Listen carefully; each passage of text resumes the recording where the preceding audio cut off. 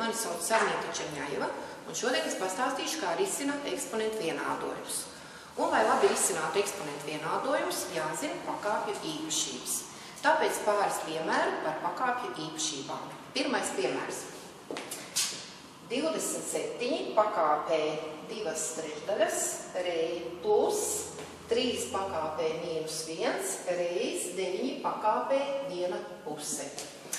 Tātad šeit mēs izmantosim īpašību a pakāpē n pakāpē n. Tātad pie šīs īpašības kāpinātāji ir jāsareizina. Tad pie reizināšanas kāpinātājus saskaita. Tātad šajā gadījumā 27, tas ir 3/3 pakāpē, viss pakāpē 2/3 plus 3 pakāpē mīnus 1 reiz 3 kvadrātā pakāpē 1/2. Un mūsu konkrētajā gadījumā, tātad šeit mēs sareizinām 3 kvadrātā plus 3 pakāpē mīnus 1 reiz, atkal tātad sareizinām 3. Un rezultātā 3 kvadrātā, tātad tas ir 9. Šeit mēs kāpinātājus saskaitam, iznāk 3 0. pakāpē un atceramies, ka jebkurš skaitlis 0. pakāpē, tātad ir 1. Un rezultātā iegūstam 10. Tātad tas ir pirmais piemērs. Tad otrais piemērs. Pārveidot izteiksmi kvadrāta sakne no a reiz 4. pakāpes sakne no a3, viss pakāpē 4 par pakāpi. Kvadrāta sakne no a, tātad šeit mēs izmantosim pakāpju īpašību a pakāpē m dalīts ar n.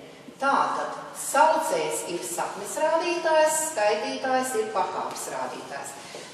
Prātīgi ar kvadrāta sakni, jo kvadrāta saknei tātad neraksta vieninieku un neraksta arī divnieku.